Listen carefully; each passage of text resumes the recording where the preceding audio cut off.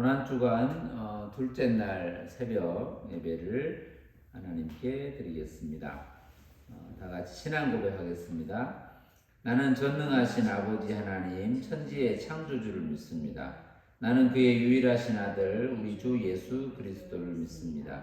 그는 성령으로 잉태되어 동정녀 마리아에게서 나시고 본디오 빌라도에게 고난을 받아 십자가에 못 박혀 죽으시고 장사된 지 사흘 만에 죽은 자 가운데서 다시 살아나셨으며 하늘에 오르시어 전능하신 아버지 하나님 우편에 앉아 계시다가 거기로부터 살아있는 자와 죽은 자를 심판하러 오십니다.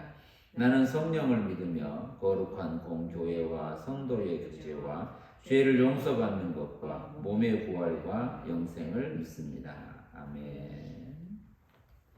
하나님께서 이 새벽에 우리에게 주시는 말씀은 신약성경 요한복음 18장 12절로 27절 말씀까지 하나님 말씀을 제가 받들어 읽겠습니다.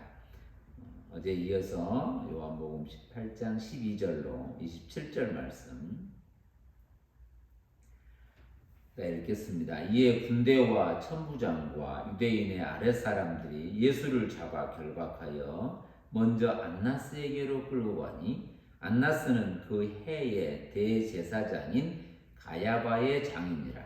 가야바는 유대인들에게 한 사람이 백성을 위하여 죽는 것이 유익하다고 권고하던 자더라. 시몬 베드로와 또 다른 제자 한 사람이 예수를 따르니 이 제자는 대제사장과 아는 사람이라. 예수와 함께 대제사장의 집들에 들어가고 베드로는 문 밖에 서 있는지라.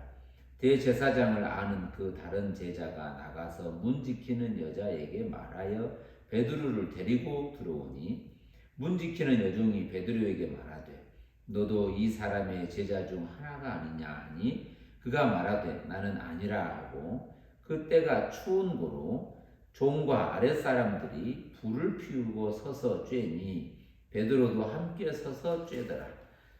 대제사장이 예수에게 그의 제자들과 그의 교훈에 대하여 물으니 예수께서 대답하시되 내가 드러내놓고 세상에 말하였노라. 모든 유대인들이 모이는 회당과 성전에서 항상 가르쳤고 은밀하게는 아무것도 말하지 아니하였거늘 어찌하여 내게 묻느냐? 내가 무슨 말을 하였는지 들은 자들에게 물어보라. 그들이 내가 하던 말을 아느니라.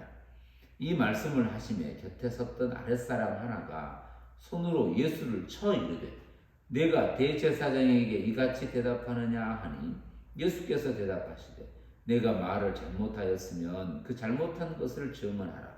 바른 말을 하였으면 내가 어찌하여 나를 치느냐 하시니라.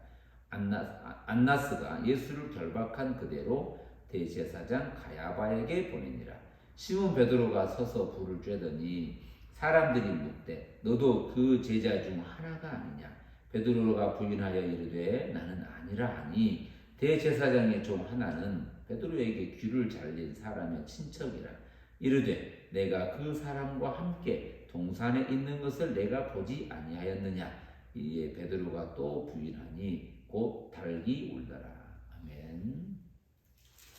우리가 어제 새벽에 기도하시고 말씀하시고 기도하시고 마치시고 예수님께서 그 일상의 삶에서 그에게 맡겨진 이 땅에서의 사명을 감당하는 모습들을 살펴보았고 하나님의 영광을 입은 자, 하나님으로부터 영화롭게 되어진 자, 하나님께 영광을 돌리는 자로서의 모습이 우리가 생각하는 것처럼 거창하고 크고 세상 어떤 것도 멋있고 이런 것보다 그 일상에서 그에게 맡겨진 그 일, 그에게 말씀되어진 그 일, 말씀을 응하고 있는 그의 모습을 보았습니다. 오늘 우리의 삶에서도 날마다 우리에게 맡겨진 그 일이 헛되고 허무한 게 아니고 해도 되고 안 해도 되는 그만한 게 아니라 그것들을 성실하고 소중하게 그 일이나 때로는 관계하는 그 사람들의 삶 속에서도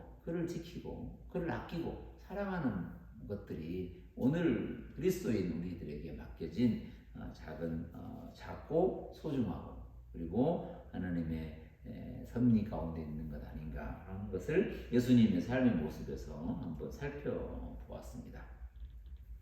오늘 본문의 말씀에 등장하는 것은 그 이후에 예수님께서 거기에서 붙잡혀서 안나스라고 하는 대제사장 가문에 있었던 안나스라고 하는, 지금은 대제사장이 아니지만 그 사위, 그가 그 사위인 가야바라고 하는 그 가야바의 실제 대제사장 가야바로 있는데, 그 가운데 안나스는 그의 권력, 대제사장의 권력을 가진 자로서 이런 자리에 있기 때문에 예수를 결박하여 끌어다가 안나스에게 데려오는 것이죠. 그래서 그 13절에 보면 예수를 잡아 결박해서 가장 먼저 그 당시에 가장 힘이 있다고 하는 유대인 가운데 가장 힘 있다고 하는 대제사장이었던 사람에게 데려온 것이죠. 그리고 그 이후에 15절부터 그 안에 있는 대제사장 그 뜰 안에 있는 예수와 그리고 예수님과 함께 있었던 제자 둘이 베드로와 함께 한 제자가 그곳에 와서 있던 사건을 가지고 우리에게 생각해 보게 하는 게 있습니다. 그러니까 우리가 잘 알고 있는 것처럼 거기에 있는 사람들이 베드로에게 너도 그와 함께 있었다, 즉 예수와 함께 있었다, 내가 보았다, 너도 그와 함께 있는 한 사람 아니냐, 이렇게 질문을 하게 됐을 때 베드로는 나는 아니다 라고 단호하게 부인하고 거부하고 또 배척하는 이런 모습들을 요한은 이렇게 자연스럽게 그리고 있는 것이죠. 예수를 끝까지 따라가겠다고 했던 베드로에게 예수님이 먼저 말씀하셨던 거죠. 내가 닭 울기 전에 3번 나를 부인하게 될 것이다, 이런 얘기를 했는데 그 당시에는 전혀 그게 무슨 말인지 몰랐는데 정말 일상에 그냥 예수가 제사장에 끌려갔다는 소식을 듣고 그곳에 따라갔던 베드로가 멀찍이 서서 여종에게 질문을 받고 아니라고 단호하게 거부하게 됩니다. 그런 거부의 모습을 보게 되고, 또 하나는 어떤 사건이 있냐면 19절에 보시면 대제사장이 예수에게 그의 제자들과 그의 교훈에 대해서 묻습니다. 예수님이 그 앞에 있다고 하니 그동안 소문으로 들었던 그 얘기를 직접 안나스라고, 대제사장을 안나스로 칭하는데, 권력 있고 힘 있고 누구나 불러서 들을 수 있고 누구를 비판할 수 있고 판단할 수 있는 대제사장이 예수에게 말하는 거예요. 네가 말했던 얘기를 나에게 직접 얘기해 보아라, 이렇게 말을 하는 거죠. 그때 20절에 보면 예수님께서 대답하실 때 내가 드러내놓고 세상에 말하였고 모든 유대인들이 모이는 회당에서 말했고 성전에서 항상 가르쳤고 은밀하게 아무것도 말하지 아니하였다, 이렇게 예수님께서 직접 얘기해 보라는 대제사장의 질문 앞에 이렇게 말을 하는 것이죠. 그런데 어찌하여 내게 묻느냐? 내가 무슨 말을 하였는지 나에게로부터 들은 자들에게 물어보라. 그들이 너에게 말할 것이다, 이런 거죠.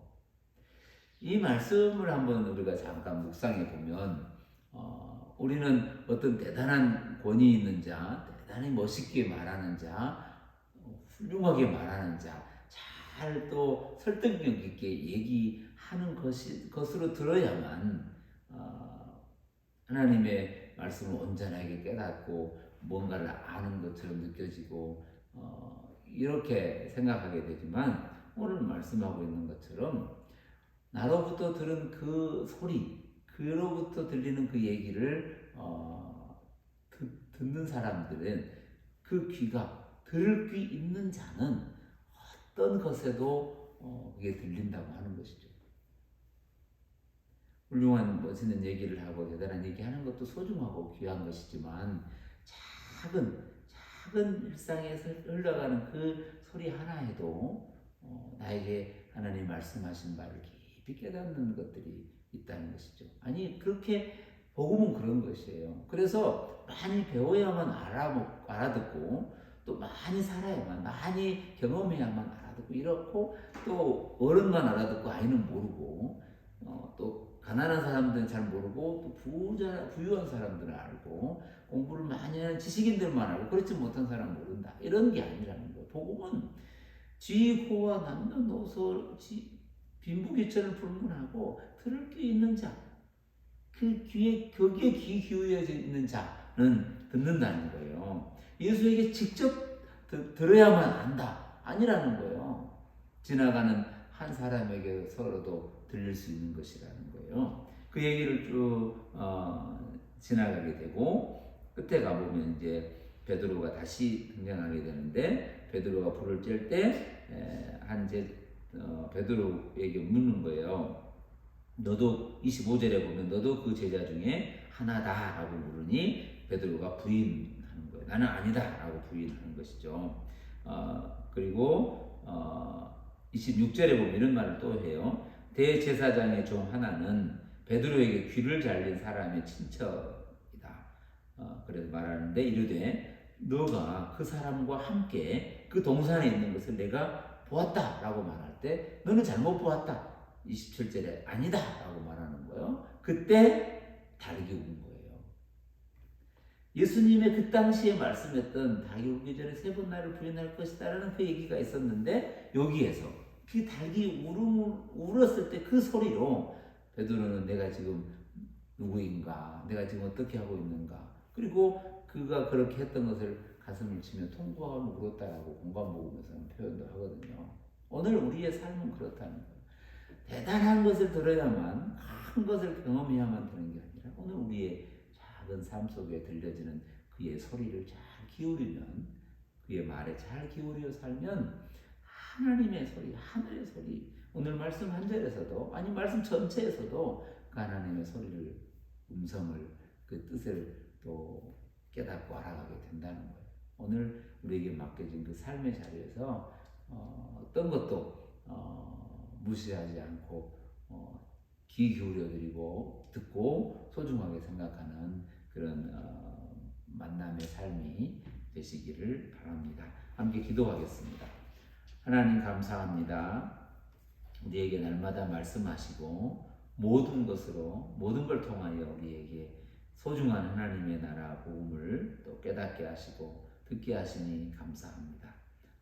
있었던 모든 상황과 사건과 말과 관계 모든 것 속에서 우리에게 말씀하신 하나님의 그 따뜻한 음성을 우리가 듣게 해주시고 들을 수 있는 마음을 허락해 주시고 귀를 날마다 열어주시고 하나님께로 우리의 삶을 맞추어 살아가는 믿음의 거룩한 여정이 되게 하여 주옵소서.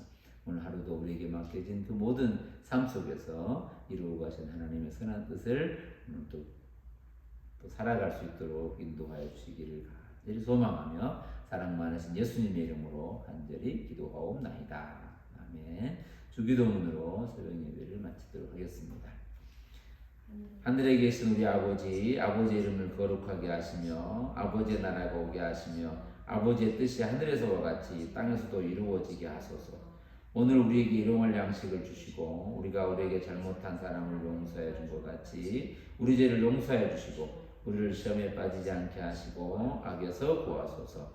나라와 권능과 영광이 영원히 아버지의 것입니다.